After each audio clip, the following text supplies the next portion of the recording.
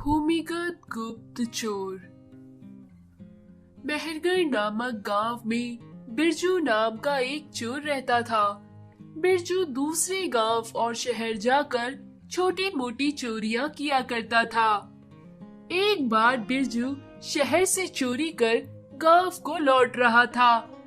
रात बहुत हो जाने की वजह से वो जंगल में एक पेड़ के ऊपर चढ़कर बैठ गया। तभी उसने देखा एक तेजी से दौड़ता हुआ ट्रक एक पेड़ से टकरा गया।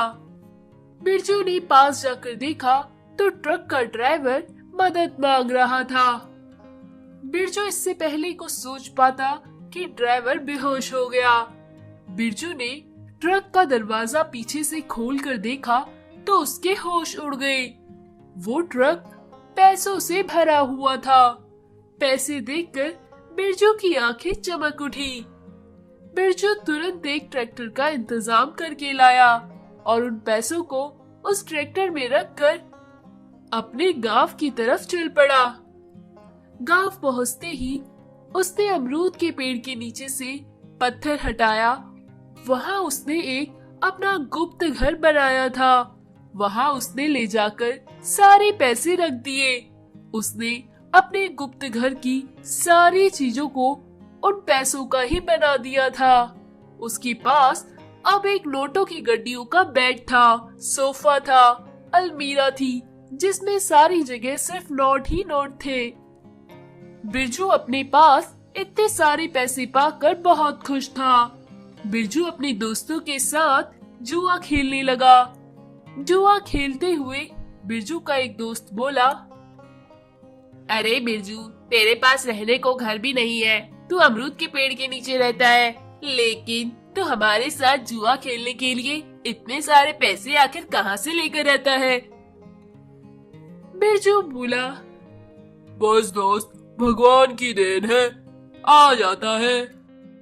ऐसा कहकर बिरजू वहां से चला गया।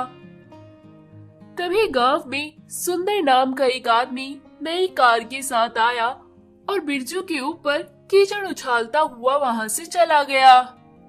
बिरजू ने उसे बोला, ओ, देख के नहीं चल सकता क्या?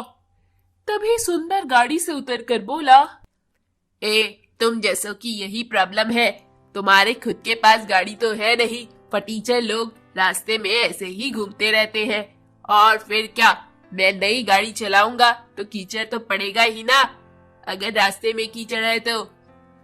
बिरजू बोला, अपने पैसों की ज्यादा अकड़ मत दिखा, वरना। सुंदर बोला, अरे वरना क्या, तू मेरा क्या कर लेगा, बोल।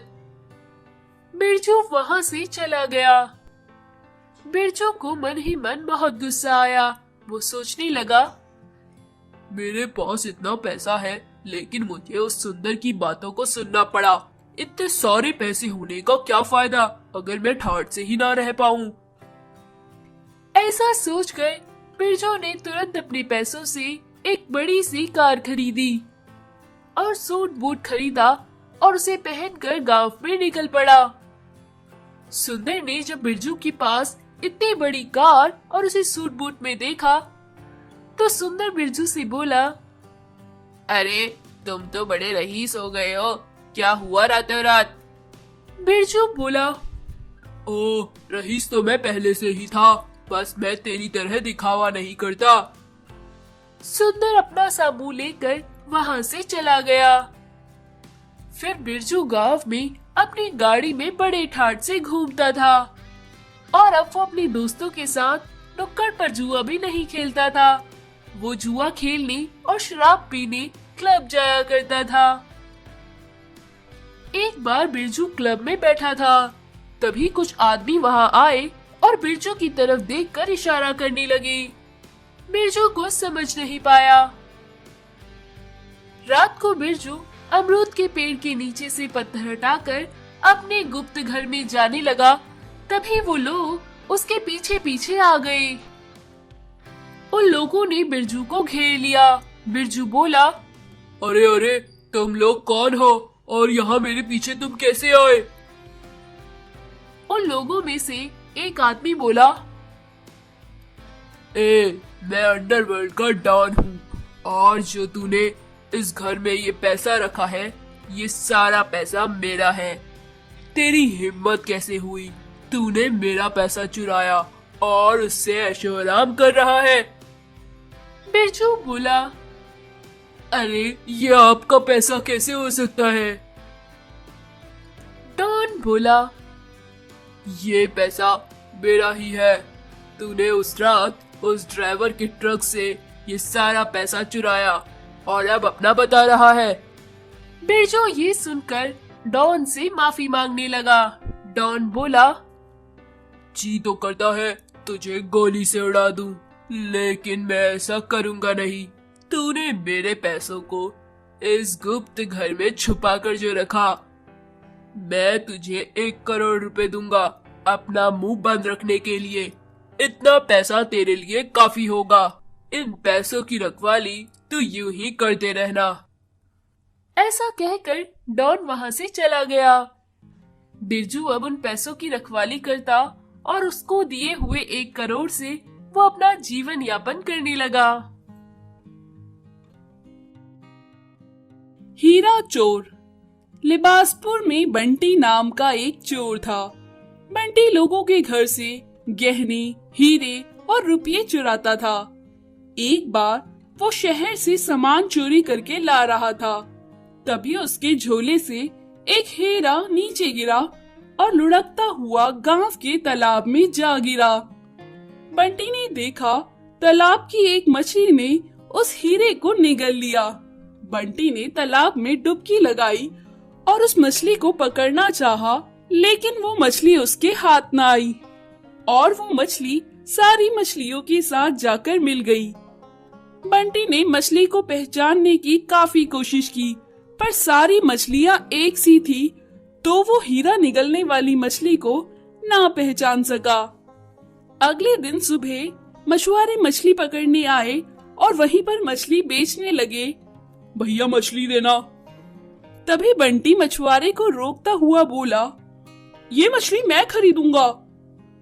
मछुआरे ने वो मछली बंटी के लिए काट दी। इस तरह बंटी मछुआरे को किसी को भी मछली बेचने नहीं देता। मछली लेने जो कोई भी आता, बंटी कहता, ये मछली मैं खरीदूंगा, इसको मेरे लिए काट दो। इस तरह शाम हो गई। मछली बेचने वाले ने सारी मछलियां बंटी को ही बेची। बंटी ने उसे पैसे दिए। मछुआरा भी सोचने लगा, बड़ा अजीब आदमी है, सब मछलियां कटवाई पर लेकर कोई सी भी मछली नहीं गया। बड़ा पागल था। अपने को क्या पैसा मिल गया, और क्या चाहिए। अगले दिन मछुआरे ने फिर मछलियां पकड़ी। बंटी ने आज फिर सारी मछलियां किसी और को बेचने नहीं दी। सारी मछलियां उसने खुद ही खरीदी। तभी वहाँ एक चिड़िया आई और एक मछली को पकड़कर ले गई। बंटी उस चिड़िया के पीछे दौड़ा और उसे गुलेल से निशाना साधकर घायल कर दिया, जिससे वो चिड़िया पुलिस इंस्पेक्टर के आंगन में जा गिरी। बंटी भेष बदलकर पुलिस वाले के घर पहुंचा और बोला, साहब आपके आंगन साफ कर देता हूँ, बहुत गंदगी हो गई है, मुझे काम की जरूरत है और आपको सफाई वाले की जरूरत है। पुलिस वाला बोला, हाँ भाई, एक बंटी चोर की वजह से मेरा जीना हराम हो रखा है। दिन रात उसे ढूंढना होता है। जिस दिन हाथ आ गया बहुत पिटेगा।